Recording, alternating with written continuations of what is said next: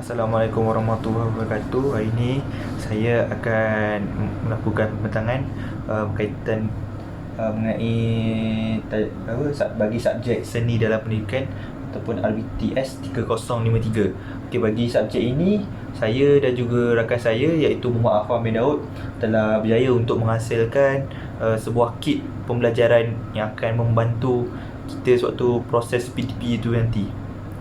Okey, mari kita mulakan.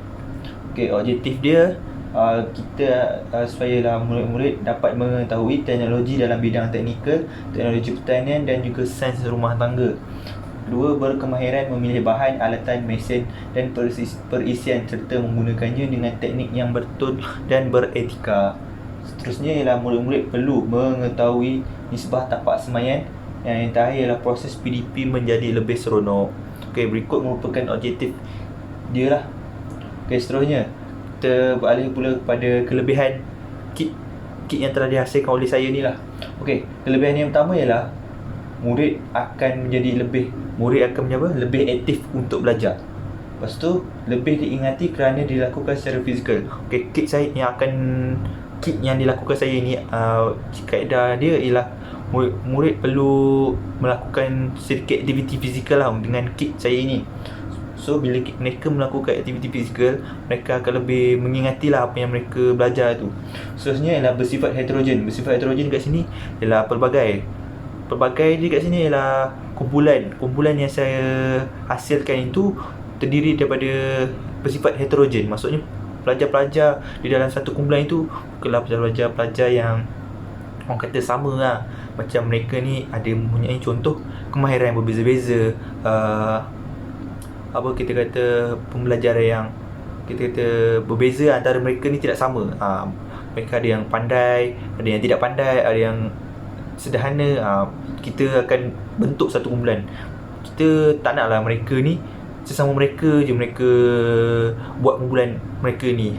So dengan adanya heterogen ni, mereka dapat saling bantu-membantu. Yang pandai dapat tolong yang kurang pandai. Macam itulah. Okey, seterusnya kit ini digunakan untuk satu kelas. Maksudnya kit saya ni saya memerlukan satu kelas dan tidak hanya segelintir. Maksudnya contoh kelas saya tu ada 20 lebih, saya hanya guna 5 orang, saya guna 10 orang. Tak, kit saya ni menggunakan satu kelas. Maksudnya semua pelajar terlibat dengan kit ni lah. Okey, kelemahan bagi kit saya ni ialah kawasan kelas yang terhad. Sebab kit kami ni menggunakan keadaan di dalam kelas untuk melakukan aktiviti. Jadi bagi kelas yang sempit, aktiviti ni orang kata sukar lah untuk dijalankan. Kalau kelas tu mempunyai kalau kelas tu mempunyai jumlah murid yang ramai, jadi pergerakan fizikal yang nak dilakukan oleh pelajar-pelajar ni agak tersekat lah. So macam kurang sesuai. Seterusnya, tingkah laku murid yang aktif.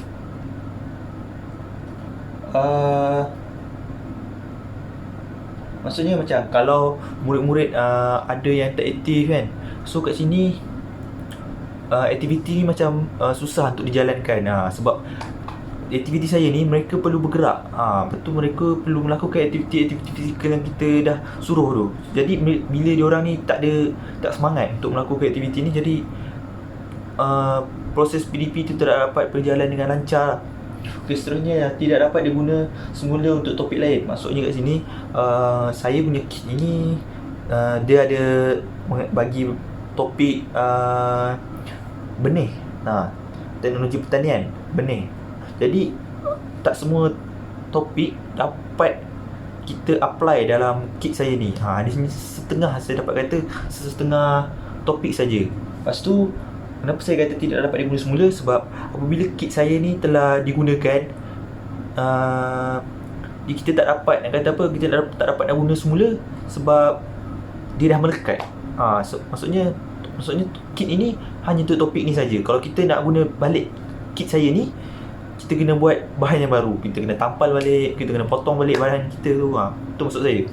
Maksudnya lah tiada pengintegrasian teknologi. Kit saya ni kebanyakannya menggunakan kertas. Lepas tu dia tidak menggunakan sebarang teknologi TMK. Situ saya dapat katakan merupakan kelemahan kit saya ni lah. Okey, seterusnya langkah bagi penghasilan kit saya ni.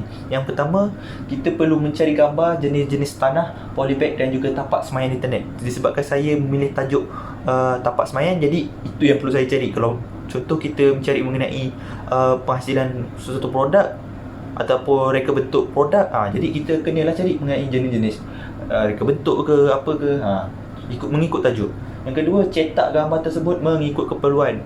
Cetak gambar ni maksudnya kita buat gambar tu besar ke kecil ikutlah keperluan kita. Okey, seterusnya yang 3, potong gambar tersebut. Yang keempat, tampal gambar tersebut di atas kertas warna. Yang kelima, potong kertas warna tersebut. Okey, yang keenam, kalau nak lebih kemas, kita laminatekan kertas tersebut. Kertas yang kita dah tampal gambar dengan kertas warna tu, kita laminate. Bila kita laminate, dia boleh tahan lebih lama, lepas tu nampak lebih cantik, lebih gemas.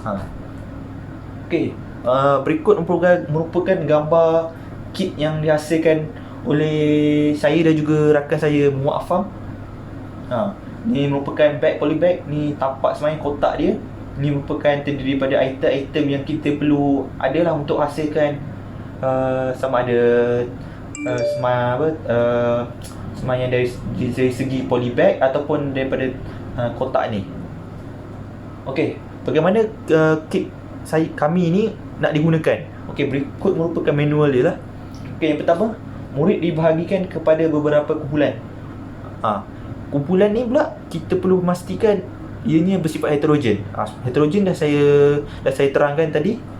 Okey, yang kedua, bahan kit disembunyikan di secara tertempat. Bahan kit ni, item-item yang kecil-kecil tu, contoh seperti tanah, seperti apa benda jenis tanah ke, itu kan, kita sembunyikan dia.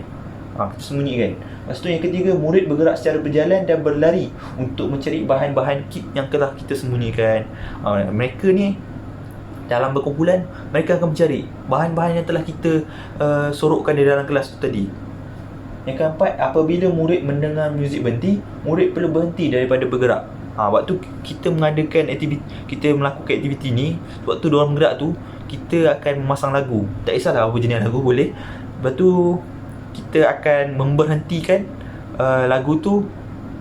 Contoh ikut sesuai lah, ikut guru tu nak berapa minit. Contoh nak seminit, lepas seminit, setiap seminit kena berhenti, setiap 30 saat kena berhenti. Jadi murid-murid ni diorang perlu peka, orang kata peka. Bila diorang dengar muzik tu berhenti, diorang perlu berhenti. Sini kita nak melatih tahap kepekaan murid lah, supaya tak ada orang fokus nak cari tempat benda tu je kan. Okey, seterusnya, apabila bahan kit berjaya dijumpai, bahan kit dikendaki ditampal pada bot kumpulan masing-masing. Yang keenam, kumpulan yang berjaya melengkapkan kesemua bahan kit pada bot dengan cepat dan betul, kumpulan itu akan menang. Okey, sebelum saya lupa nak kata, sebelum kita nak melakukan aktiviti ni kan, kita hasilkan kumpulan. Kumpulan-kumpulan ni yang kita dah, contoh ada 4 kumpulan, kita akan beri jenis-jenis, contoh jenis semayan apa yang kita nak suruh diorang buat. Contoh bag, polybag. Okey, dalam polybag ni dia ada nisbah dia yang kita dah ajar kat dia. Jadi mereka perlu cari item-item ni lah. Contoh kotak semayan tu, apa nisbah dia. Diorang kena ingat, diorang kena cari apa item-item tu. Okey, seterusnya ialah kita beralih kepada elemen seni yang terkandung di dalam kit saya, di dalam kit kami ni. Okey, elemen pertama ialah elemen pergerakan. Okey, melakukan pergerakan lokomotor dengan berjalan dan berlari semasa aktiviti dijalankan. Okey, kenapa saya nak membuktikan bahawa elemen pergerakan yang ada dalam kit saya ni ialah murid-murid perlu melakukan pergerakan lokomotor dengan berjalan dan berlari. Sebab kan macam saya kata tadi, kita waktu kita nak guna kit ni, kita akan sorokkan item-item dia seperti tanah lom apa semua tu pasti sungai. Jadi mereka perlu mencari di dalam kelas. Itu merupakan proses pencarian tu waktu diorang berjalan dan berlari, tu merupakan elemen pergerakan yang ada dalam kit kami ni. Seterusnya ialah elemen seni, penggunaan gambar dan warna yang menarik. Okey, sebab kit saya ni kita banyak menggunakan kertas warna dan juga gambar-gambar. So gambar-gambar dan juga kertas warna itu merupakan elemen seni yang saya kata ada dalam kit saya ni lah. Okey, elemen yang terakhir yang ada dalam kit saya ni ialah elemen muzik. Okey, memasang muzik semasa murid melakukan aktiviti. Ini merupakan bukti bahawa kit saya ni mempunyai elemen muzik. Sebab sewaktu kita melakukan aktiviti ni, kita akan memasang lagu, tak kisah apa-apa jenis lagu. Tujuan tu kita kata apa, untuk melihat kepekaan murid-murid tu. Bila muzik tu berhenti, dia orang kena berhenti bergerak. Kita tak adalah murid-murid ni hanya fokus pada satu benda je. Kita nak melatih dia orang supaya peka. Berikut merupakan elemen muzik yang ada dalam kit saya ini. Okey, bagi kit saya ini terdapat 3 elemen muzik yang sudah saya katakan tadi tu lah. Okey, itu saja nampaknya. Okey, sekian, terima kasih. Wabillahi. Assalamualaikum warahmatullahi wabarakatuh.